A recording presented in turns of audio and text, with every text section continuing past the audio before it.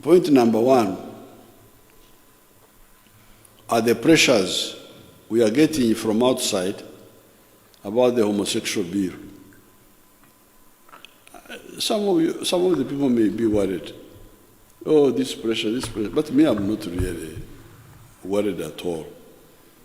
This is because this is an opportunity to clarify one point, that Uganda can stand on its own.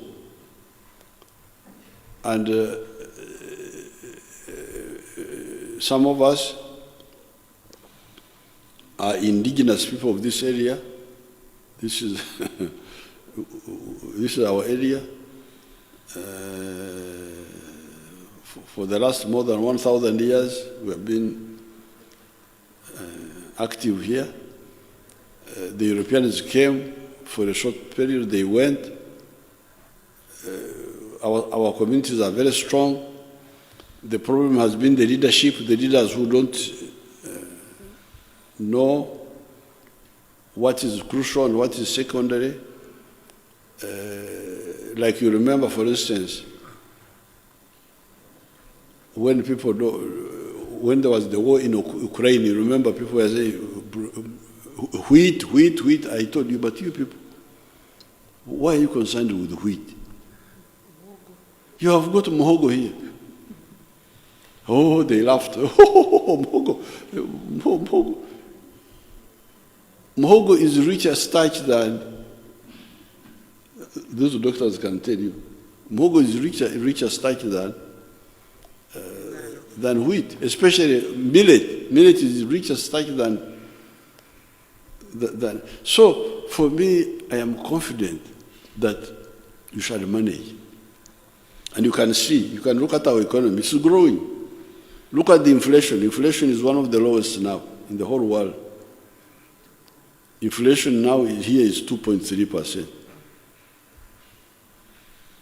You ask the inflation in America, you ask them. You ask other countries. Why is the inflation low? Because we told our people to produce food. And through NADS, we have been spreading the production. That's why there's so much food now. And we have got all these other raw materials. So therefore, the economy will grow in spite of the pressures. And I would advise those ones who are putting pressures to stop, because it's not good for them. They will get a bad reputation, and we shall prove our point that African countries can stand on their own. The second point is this residual terrorism by the groups in Congo. I want to thank His Excellency Tshisekedi. Some two years ago, he allowed us to hunt ADF in Congo, and we are doing it very well. So even the other day, we attacked them very badly in Congo. This morning, our aircrafts were there attacking them. I have not checked the results because I have been in meetings. But we are going to wipe out those groups and their leaders who are in Congo, who send these young people to come and die here.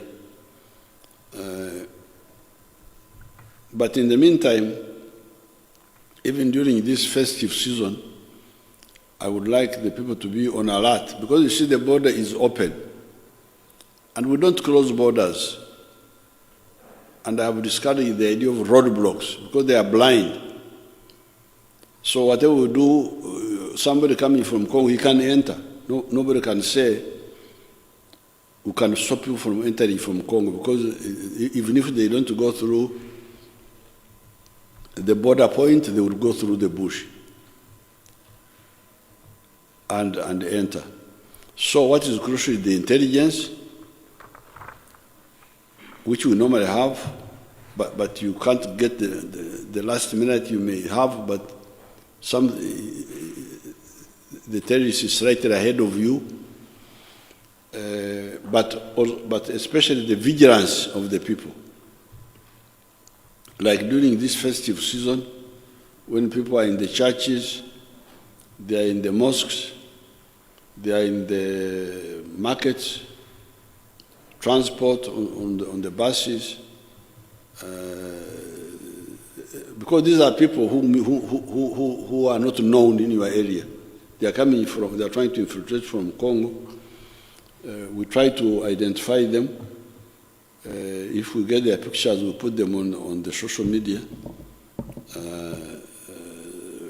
So with vigilance, we have been able to stop many of them, like the one who wanted to plant bombs near Kayanja's church, and the ones who had wanted to plant bombs near the pork eaters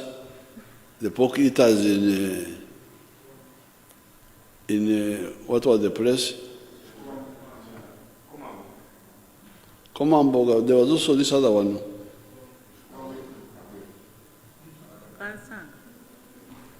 Kansanga. Kabalagala. Chikuba Mutwe, eh? Was it called Chikuba Mutwe? Chikuba Mutwe.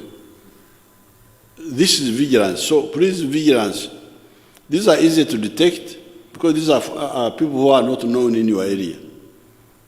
When you see them, see somebody you don't know, challenge him and call the police. There are not many because we are really on them inside Congo there. We are hitting them. But until they are all eliminated, you can't rule out that one or two can sneak. Like these 10 who sneaked through because of laxity of our people near Mpondwe. They came through a place called Kayanja, near Lake Edward. The area is cultivated, and there's only a Kasumaro bush where they hid, but our people were not alert. So they passed, 10 of them. We have now killed 5, arrested 1, there are remaining 4. And it is these 4 who killed the people in Kamwenji. But we are hunting them. And we are also building, working up the LDUs to ensure that, because these are easy to deal with. If we had LDU in that area, they would have dealt with them. So therefore, on the issue of terrorism, I want to report that we are really dealing with them on the other side. They try to come behind us to divert us in their simple thinking. They want, but in the meantime, vigilance on the side of the wananchi.